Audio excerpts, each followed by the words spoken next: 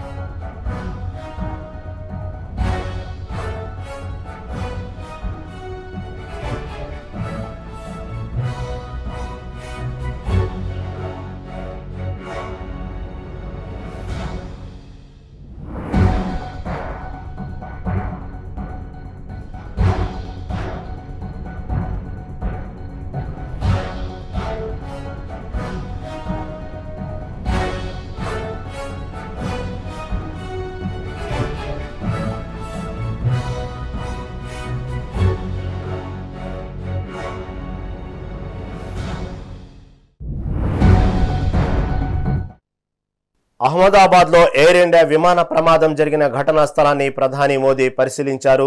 ఈ ప్రమాదంపై తీవ్ర దిగ్భ్రాంతి వ్యక్తం చేసిన మోదీ అహ్మదాబాద్ వెళ్లి ఘటనా స్థలికి వెళ్లి పరిస్థితిని సమీక్షించారు. అక్కడ నుంచి నేరుగా అహ్మదాబాద్ సివిల్ ఆసుపత్రికి వెళ్లి ప్రమాదం నుంచి బయటపడిన విశ్వాస్ కుమార్ ను పరామర్శించారు. గాయపడిన మెడికోలతో మాట్లాడి ధైర్యం చెప్పారు. మోదీ వెంట గుజరాత్ సీఎం భూపేంద్ర పటేల్, విమానయాన శాఖ మంత్రి రామ్మోహన్ నాయుడు ఉన్నారు.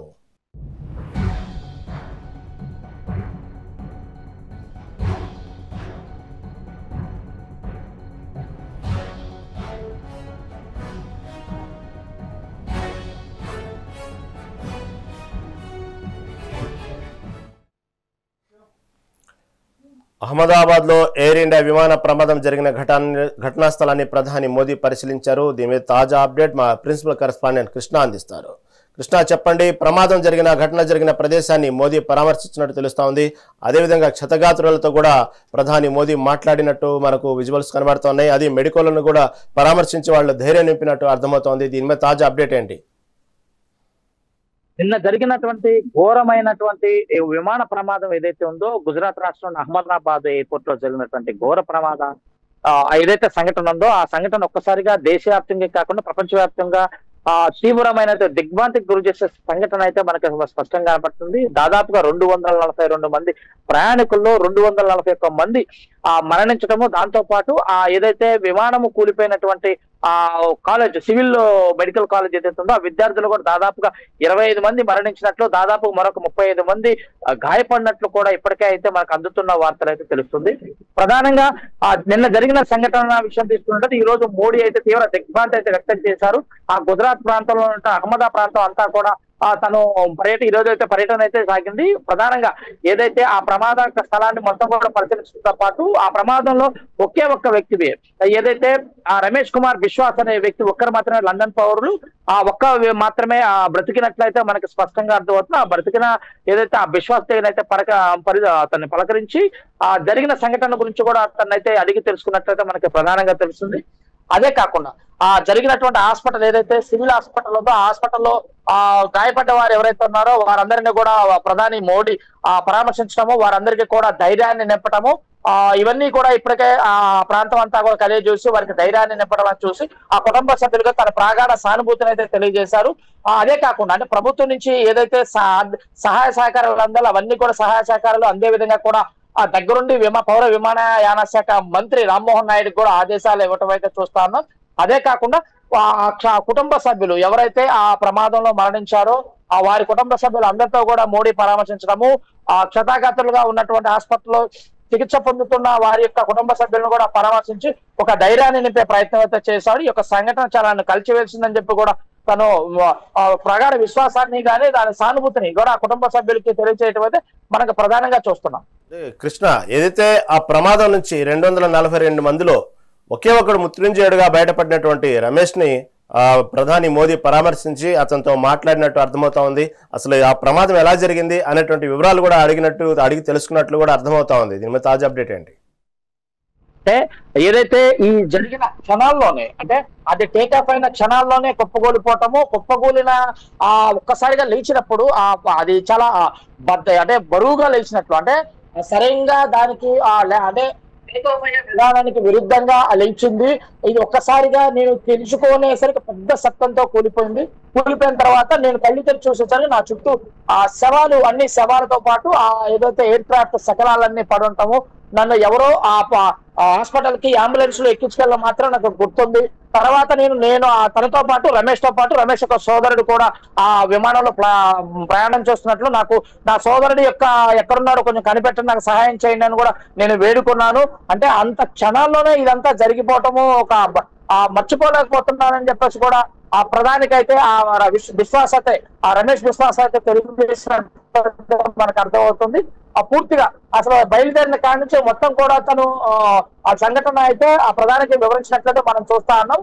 ఈ సంఘటన పైన ప్రధాని అయితే పూర్తిగా ఎవరైతే బతికి బయటపడ్డాడో ఆ విశ్వాసం అయితే అడిగి తెలుసుకున్నారు.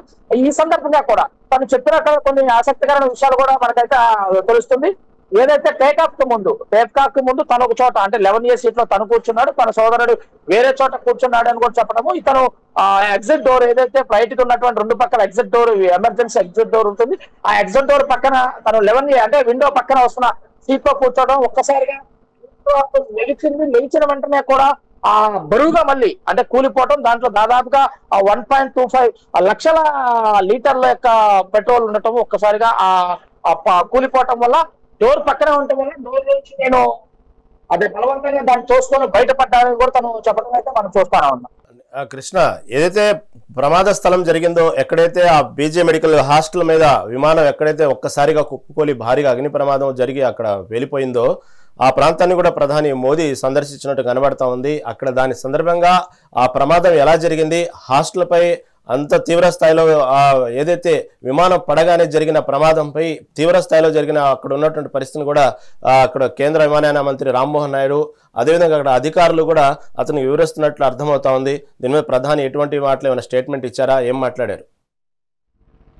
ప్రస్తుతం అయితే ఏదైతే ప్రమాదం జరిగిన మొత్తం ఈ యొక్క ప్రాంతం మొత్తం కూడా కలియదిరిగి చూడటంతో పాటు అసలు ప్రమాదం ఎలా జరిగింది అంటూ కూడా అధికారులు అయితే ఏదైతే ఇండియన్ ఎయిర్ ఫోర్స్ అధికారులు అయితే అందరినీ అయితే దగ్గరుండి అయితే తెలుసుకున్నారు. ఎప్పుడైతే మరణించిన వారితో పాటు క్షతాఘాతులు ఎవరైతే ఉన్నారో వారిని అడిగి తెలుసుకున్నారు. వారు కూడా పూర్తిగా అయితే ప్రధానికి వివరించే ప్రయత్నం అయితే చేశారు.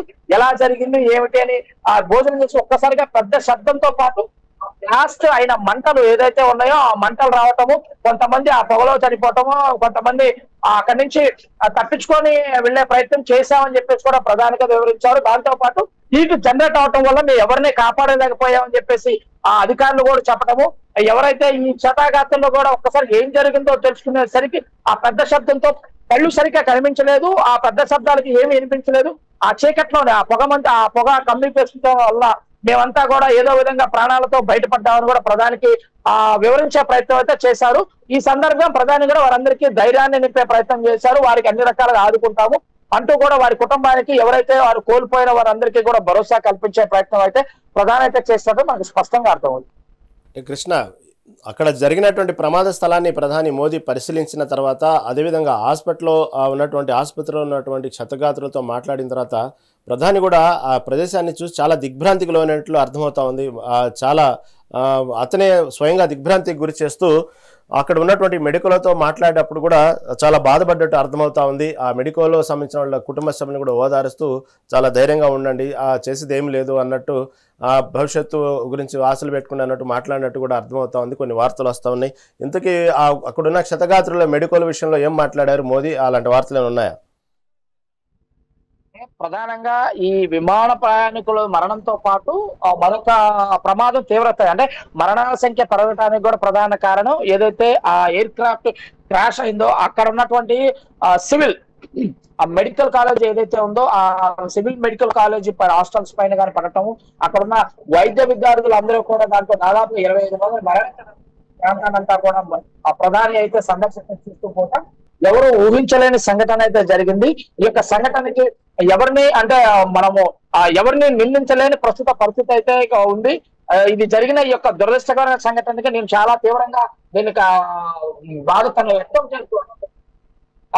బాధనైతే వ్యక్తం చేస్తూ ఆ కుటుంబ సభ్యులకైతే మీకు కోల్పోయిన కుటుంబ సభ్యులైతే నేను తిరిగి తీసుకురాలేను. ఇది చాలా బాధాకరమైన విషయము. కానీ మీకు భవిష్యత్తులో ప్రభుత్వం నుంచి అన్ని సహాయ సహకారాలు అందుతుంది. మీ భవిష్యత్తు అంటే రాబోయే రోజుల్లో మీకు అన్ని రకాలుగా నేను ఆదుకుంటాను.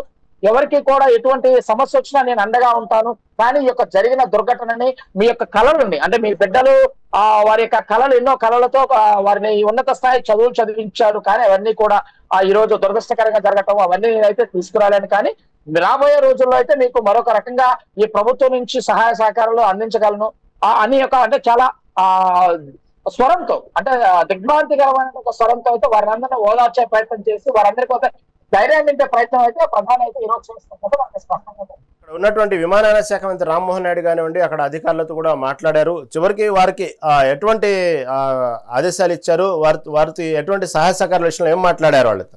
ప్రధాని వెంటనే పౌర విమానయాన శాఖ మంత్రి రామ్మోహన్ నాయుడుని వెంటనే ఆ ప్రాంతానికి వెళ్ళి మీరు ఆ ప్రాంతానికి వెళ్ళి అంతా పర్యవేక్షించండి, సహాయ సహకార చర్యలు చేపట్టే అధికారులందరితో మాట్లాడి అధికారులకు ఆదేశాలు చెప్పేసి ప్రధాని చెప్పినట్లు కూడా నిన్న తన కార్యక్రమాలన్నీ రద్దు చేసుకోవడం కూడా అహ్మదాబాద్ వెళ్ళి దగ్గర ఉంది అక్కడ జరిగిన సంఘటన గురించి పూర్తి వివరాలు ఆ అధికారులందరితో కూడా తెలుసుకున్న మంత్రి ఆ వెంటనే అక్కడ ఉన్నటువంటి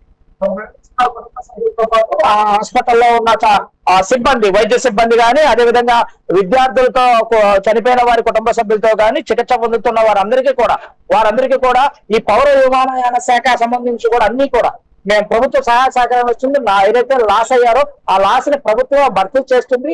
ఈ జరిగిన దురదృష్ట సంఘటన సంబంధించి చాలా తన దిగ్భ్రాంతిని వ్యక్తం చేస్తూ ఆ మోడీ అంటే ప్రధాని మోడీ ఇచ్చినటువంటి సందేశాన్ని కూడా వారికి చెప్పడము అన్ని రకాలుగా ఆదుకుంటాము. ఈ జరిగిన సంఘటన ఏదైతే చాలా కలిసివేసింది, ప్రధాని కూడా కలిసివేసింది, యావత్ దేశాన్ని కూడా కలిసివేసింది. మేము దీనికి చాలా తీవ్రంగా దిగ్భ్రాంతిని వ్యక్తం చేసేటువంటి సంఘటనలు జరగటము ఇది అరుదుగా జరుగుతాయి. కానీ ఈ యొక్క సంఘటన అనేది ఊహించకుండా అంటే ఒక మానవతత్వం ఏమి లేకుండా జరిగిన సంఘటనకి అందరం కూడా చింతిస్తున్నాం. మీరందరికీ పోయిన కుటుంబాలను మేము తిరిగి తీసుకురాలేము. కానీ వారికి జ్ఞాపకాలు ఏదైతే మీ జ్ఞాపకాలు ఏదైతే ఉన్నాయో ఆ జ్ఞాపకాలకి గుర్తుగా మేము ఏదైనా మేము ప్రభుత్వం నుంచి చేయడానికి అన్ని రకాల సహాయ అందిస్తామంటూ కూడా అక్కడ ఉన్నటువంటి కుటుంబ సభ్యులు వాళ్ళకి భరోసా ఇచ్చారు. అదేవిధంగా ఈ అలిగేషన్ అంటే ఏదైతే ఇప్పటికే ప్రమాదం జరిగినటువంటి క్రాఫ్ట్ ఏదైతే ఎయిర్ క్రాఫ్ట్ సంబంధించి ఇన్వెస్టిగేషన్ బ్యూరో కూడా వారికి కూడా కొన్ని సూచనలు ఇమ్మీడియట్ గా జరిగిన సంఘటనకు సంబంధించి ఎటువంటి ప్రమాదానికి కారణాలు ఏమిటి, ఏ కారణంగా జరిగింది, అసలు దీంట్లో మానవ తప్పనే ఉందా లేకపోతే టెక్నికల్ తప్పదంతో లేకపోతే ఏంటి అనే విషయాలపై క్షుణ్ణంగా రామ్మోహన్ నాయుడు అయితే అధికారులకు ఆదేశం ప్రయత్నం అయితే చేస్తున్నట్టు మనకు ప్రధానంగా అర్థం.